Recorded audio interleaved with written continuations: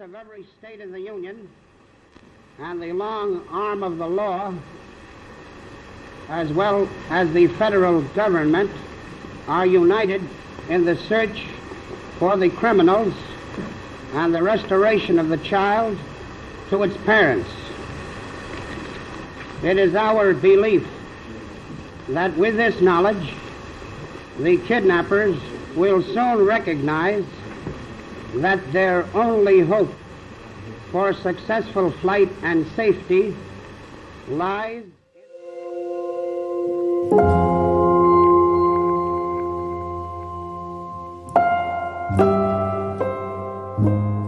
In my last video, I talked about the Hall Mills case being forgotten about due to a number of reasons, one of those being the Lindbergh kidnapping. I know that it is a case that most have at least heard of, but when I started looking, I noticed it wasn't as discussed as I originally figured it would be. So I figured that it would be a proper follow-up to the Hall Mills video. The overall story of what occurred with the Lindbergh case has been very well documented, and it was another instance of a crime taking place that took the world by storm. And unlike a lot of my videos, this one is labeled as solved. Yet there were a lot of theories that pointed to who they accused and convicted of the crime was in fact innocent. I also wanted to talk about this because of just how important this case was to law enforcement. Things that are normal for the justice system today are in fact a result of the Lindbergh case. But enough of me rambling, let's jump right into it. This is the true story of the kidnapping of baby Lindbergh.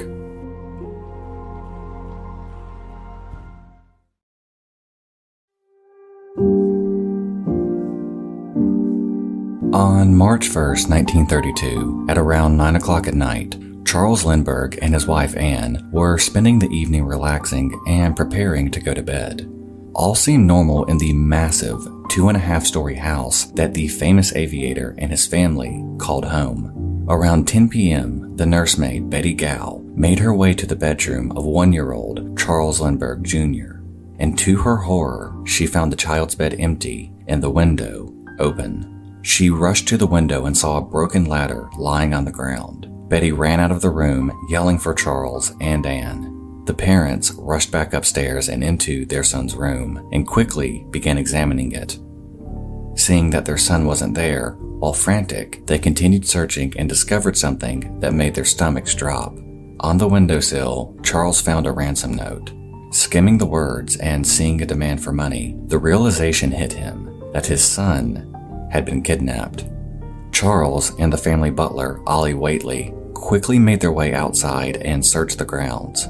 They'd made their way over to the ground that was below the child's room. There, they found a broken wooden ladder and the blanket belonging to Charles Jr. Staring out into the dark woods that surrounded the Lindbergh home, Charles knew that there was no time to waste. Both he and Ollie made their way back inside, and it was then that Ollie telephoned the police and Charles telephoned his attorney. Shortly after the police were alerted, the Lindbergh house was locked down by authorities as they began to interview Charles and Anne, as well as examining the scene. During this initial investigation, several errors had been made, such as countless police officers stepping in the area where the ladder and the blanket were found, and the ransom note was handled by at least 5 different people, barehanded. The window and windowsill were also touched by several people as well. A fingerprint examiner arrived on the scene around midnight, but was unable to find any usable fingerprints. The examiner was also unable to find any footprints, even though the bedroom floor contained traces of mud. This led authorities to believe that whoever did this wore some type of cloth or wrapping on their shoes. They also figured that since there were no usable prints on the windowsill or the ransom note, that whoever wrote it wore gloves. The ransom note in question stood out to police due to how poorly it was written. This is what the ransom note said. Dear sir, have $50,000 ready, $25,000 in $20 bills, $15,000 in $10 bills, and $10,000 in $5 bills. After 2 to 4 days, we will inform you where to deliver the money. We warn you for making anything public or for notify the police the child is in good care. Indication for all letters are signature in 3 holes. The signature the writer was referring to were 2 blue circles with a red circle in the middle, with 3 holes punched in them, one in the center of the red circle and the other 2 on the left and the right of the blue circles. The ransom note was thoroughly examined, and it was concluded that it was all written by the same person.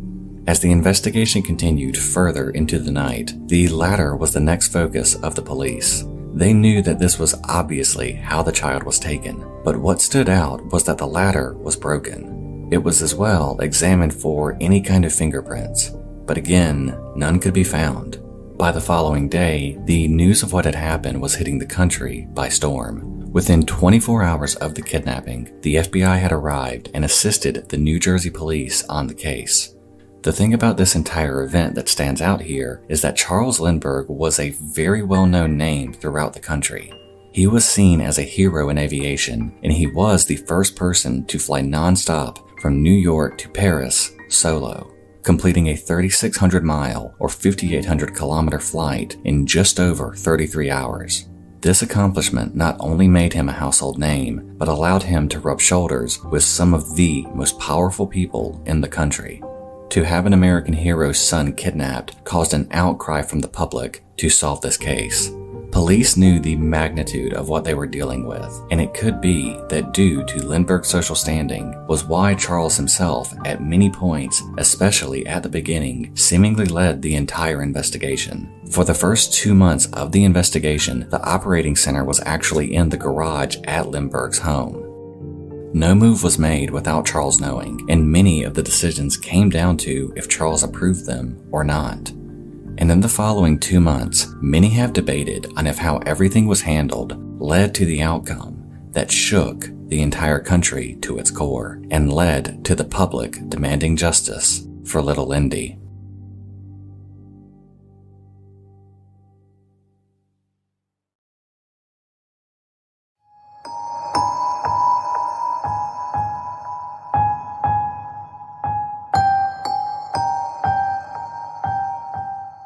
On March 2, 1932, the FBI, who at this point was known as the BOI, the Bureau of Investigation, aided the New Jersey Police Department, and while many would think that this would be a good thing, the truth was that the FBI and the local and state authorities didn't see eye to eye on much involved in this case. The FBI would sit on the sidelines for this time, continuing to offer their assistance when requested. On March 6, 1932, another ransom note was delivered, and this time they had increased the ransom from $50,000 to $70,000. The only issue that Charles had with this was not the money at all, but it was the fear that the kidnappers would simply increase the money more and more, and he would never see his son again.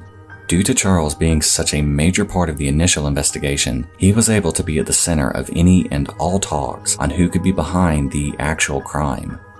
The talks of organized crime being responsible was mentioned, and figures like Al Capone actually reached out to Lindbergh, offering aid in helping locate his son in exchange for legal favors, because at the time Al Capone was in prison. Although they were denied, it goes to show just how big this entire thing was, and how much influence Charles actually had when a notorious gangster was offering to use his power to help him. It was also at this time that the New Jersey police offered a $25,000 reward for the safe return of Charles Lindbergh Jr., and on top of that, Charles himself offered an additional $50,000. This type of money was unheard of in 1932. This was during the Great Depression, and seeing that kind of money up for grabs got the public even more invested into this case. The letters continued coming in from the kidnappers, and while little progress was being made, a figure of hope came forward. He wasn't some high-ranking politician, nor a famous gangster. He was instead a retired school teacher, and his name was John Condon. The story with John Condon is that he offered an additional $1,000 for the safe return of the child. He was also offered to act as a go-between for the kidnappers and for the police. Charles approved of this, as did the kidnappers, and things were finally set in motion to hopefully end this nightmare that the Lindbergh family was living. On March 10, 1932, Condon received the ransom money and began negotiating via newspaper. using a code name known as Jafsy. On March 12, 1932, somewhat of a scavenger hunt began for Condon. It started around 8:30 that night when Condon was delivered a letter from a taxi driver who was given the letter by a stranger. The letter gave instructions to Condon where he would find the next letter. When he found that letter, he found more instructions on where and when he would meet with someone representing the kidnappers. The meeting place was at Woodlawn Cemetery in the Bronx. The meeting was very brief, and Condon was unable to get a good look at the man who referred to himself as John.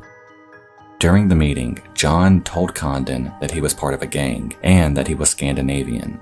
He assured Condon that the baby was safe but would only be returned when the ransom was paid. Naturally, Condon wanted proof that they actually had the child, and John told him that he would give proof by sending him the boy's pajamas. Before the meeting ended, however, the stranger, known as John, asked Condon a question that made his blood run cold. John asked, "Would I burn? If the package were dead, would I burn?" He quickly followed up with this by assuring the child was safe. But Condon and all of those searching for the child now feared that they were quickly running out of time. On March 16th, the child's pajamas were delivered to Condon and given to Charles, who confirmed that they were his sons. On March 29th, Betty Gall, the nursemaid who was in the home on the night of the kidnapping, found a thumb guard that was worn by Charles Jr. on the night that he was kidnapped. On March 30th, the kidnappers sent Condon another note where they were threatening to raise the ransom to $100,000. The relations between Condon and the kidnappers at this point were getting to a breaking point, and many in law enforcement believed that they were stalling. On April 1st, the next letter instructed Condon to have the money ready for the next night. The next night, on the 24th, another letter was given to Condon, and similar to the first night he met John, Condon was given the letter by a taxi driver who said that he was given it by a stranger. This letter instructed Condon on where he would find the next letter, and upon discovering that letter, a time was given on when the meeting would occur. Later that night, Condon again met with John. He handed the bag of money containing $50,000, the original amount, and in turn, John gave Condon another letter. This letter gave instructions on where they could find the child. The letter went on to say that he was on a boat named the Nellie, and that it was near Martha's Vineyard, Massachusetts. The next day, a large-scale search was made in the Martha's Vineyard area, but unfortunately, neither Charles Jr. nor the Nellie could be found. It was obvious to Condon, Charles, and the police that they had been set up. The location, or even knowing if the child was alive, was now anyone's guess. And it would remain in this state for over a month. That was until May 12, 1932, when the outcome that nobody wanted came true.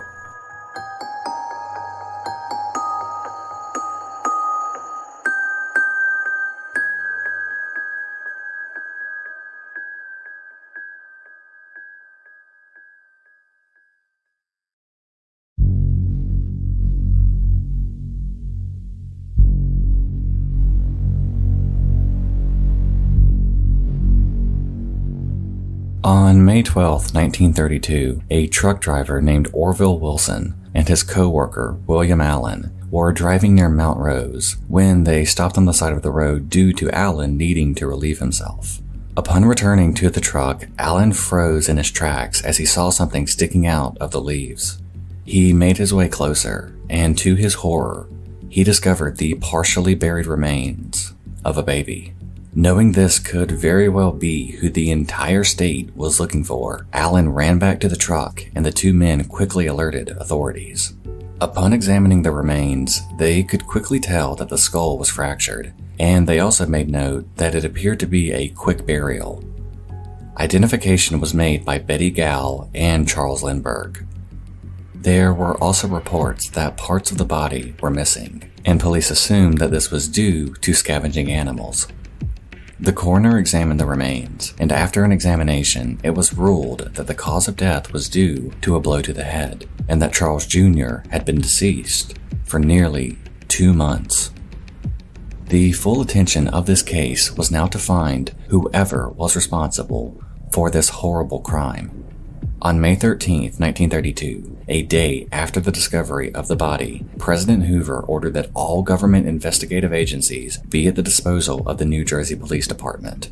The newspapers were updating the world daily on the progress, and people were helping in any way that they could. And the FBI actually used this to their advantage by getting banks involved. The FBI informed all major city banks in the area of the ransom money and to be on a strict lookout for it. Some of the money given as ransom were actually gold certificates that were soon going to be taken out of circulation. This was done in hopes of the kidnappers spending the money much quicker. It eventually led to most of these banks being given booklets on what exactly the serial numbers were. As time went on and little progress was being made, this extended past banks and eventually gas stations, grocery stores, airports, department stores, post offices, and even insurance companies were all given these same booklets on what the serial numbers were. The net that the FBI was casting was growing bigger and bigger by the week, to a point that things from the scene of the crime were being re-examined and some new information actually came forward from this. Investigators concluded that the ransom note was obviously written by someone who didn't speak English fluently, and they went even deeper and speculated that the writer was German.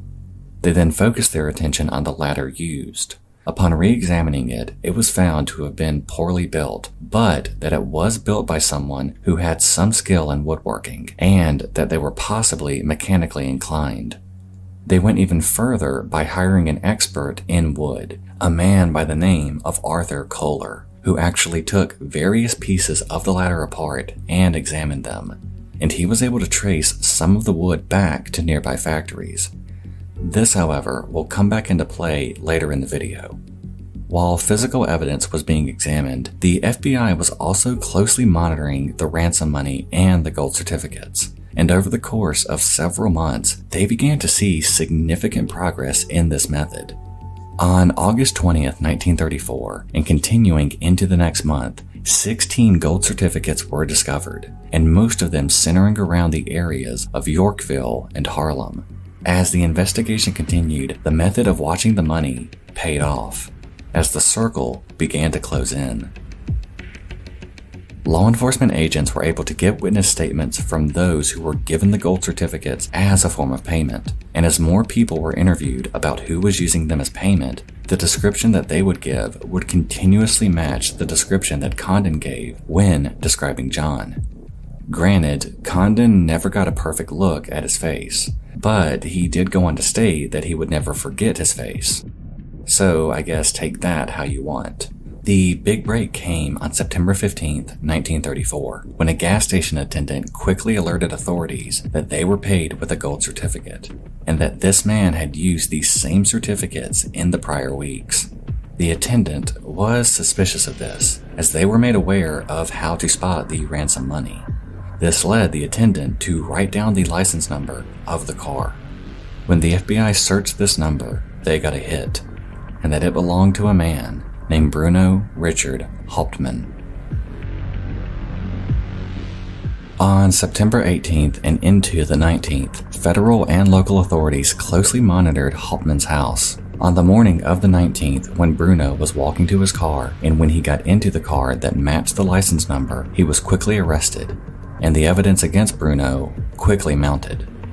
First, authorities were able to confirm that he was indeed Bruno Richard Hauptmann. He was a German carpenter who had been in the United States for a little over a decade. When searching his wallet, they found a gold certificate that was a part of the ransom money. His house was searched, where they found over $13,000 of the ransom money hidden inside of his garage. During the search of his house, Bruno was positively identified by one of the taxi drivers as the man who gave him one of the letters to give to Condon. And speaking of Condon, he as well identified Bruno as the John who he gave the ransom money to, and whom he met the first time in the cemetery. The car that Bruno owned was a Dodge sedan that was also positively identified by several people as the car that was seen in the area near the Lindbergh home the day before the kidnapping. The ransom letters were up next. Bruno was made by the police to give handwriting samples, and those samples were then closely examined and compared to the ransom letter and the other letters. The findings showed incredible similarities, as can be seen in these pictures. The other striking similarity was the sketch done after Condon described what John, or well, Bruno, looked like in the cemetery the night that he met him. And those results are pretty similar as well, in my opinion. With all of this, police felt they had more than enough to indict Bruno for the charges, and on January 3rd, 1935, he was taken to trial. During the trial, a lot of the evidence presented made it very difficult for anybody to reason that Bruno wasn't responsible for the crime. However, Bruno argued that the money wasn't even his, and that he was holding it for his brother. Apart from things previously mentioned, what was also brought to light at the trial was that the wood that was used in the construction of the ladder matched exactly with the same wood that was used to build Bruno's attic. The tool marks found on the ladder also perfectly matched with tools owned by Bruno. Condon's phone number and address were found written on a door frame inside of a closet in Bruno's home. And it was confirmed that Bruno's handwriting and the handwriting from the ransom note were a match. With the overwhelming evidence against him, the jury came back with a guilty verdict, and on April 3rd, 1936, Bruno Richard Hauptmann was executed. The reason for why the kidnapping even happened in the first place was assumed to be the most obvious answer: for money. Bruno figured out a way to kidnap the son of a wealthy and famous figure and figured that he would easily get the money. He clearly took the steps and necessary precaution at the start to avoid any detection, and with how careful he was with the letters, it seems he thought about this for some time. And unlike many of my videos, this case, according to the FBI, has been solved and closed. Googling right now who was responsible for this crime will show you a result of Bruno. But of course, that didn't stop the possible theories on if this were in fact a cover-up. And while I do love delving into theories, I did have some hesitations with doing it here. I have seen theories ranging from organized crime being involved as a means of getting leverage on a very influential figure, that it was a robbery gone wrong, that Charles Jr. actually survived and was moved to Germany in secret by very powerful figures, and the most popular theory, that Charles Lindbergh himself was responsible for all of it. This may come as a shock to you, given how involved he was with the case, and how he steered a lot of the early direction to where he wanted. But that is exactly why people look at him now with suspicion. I am not personally saying that he had anything to do with what happened, and the reason for that is mostly my own moral views on topics like this. It's really easy to theorize, and it's easy to name people, especially those close to the victim, as suspects. But the problem is, when you only have speculation or circumstantial evidence, then you take a big risk on putting your foot in your mouth. Also, just imagine, a tragic case like this happens to you, and then years later, people begin accusing you or speculating that you had something to do with it. So for me, I don't feel comfortable really going down that rabbit hole. The things that I have read as to why people suspect Lindbergh being behind his son's own kidnapping include things like when they first discovered his bedroom empty, Charles announced to his wife, "They have stolen our baby," before even searching anywhere else in the house. That Charles was the person to discover the ransom note, even though Anne and Betty Gow were in the room before him. That he turned away the FBI when they offered help. That Lindbergh rejected the NYPD's plan to stake out the cemetery. While yes, these do sound suspicious, they can also easily be countered. It could be that he rejected the FBI's help because he didn't believe an outside source could be trusted. He could have rejected the plan by the NYPD because he didn't want to risk any harm coming to his son. Yes, if he were to be the first person to discover a note during a very frantic moment when Anne and Betty hadn't, keep in mind they weren't even looking for a ransom note. They were looking for their child. And if it was reported that Charles yelled, "They have stolen our baby," keep in mind that the only proof of this is word of mouth. The reason I have a tough time thinking Charles could have been involved was due to the police presence around him at all times. In that entire time, nobody else suspected him until years, if not decades later. And if that were the case, then how did they go about framing Bruno? How did they plant the money on his person? Did they just go to his house and leave the money there, and Bruno just took it? It's just, to me at least, seems people are trying too hard to make things fit. But I am curious as to what all of you think, and I would love to hear about it in the comments, because there is a lot to this case. Things that I didn't even mention, because some of them go in a vastly different direction, and that I feel go too far into the void of speculation, with no actual proof backing it. As I said in the beginning of this video, this case was a huge moment in the history of the FBI as well, due to the outcome of what happened. Kidnapping a victim and taking them across state lines became a federal crime, a law that still remains to this day as a direct outcome from this case. What ultimately is known, without any doubt, is that on March 1st, 1932, Charles Augustus Lindbergh Jr.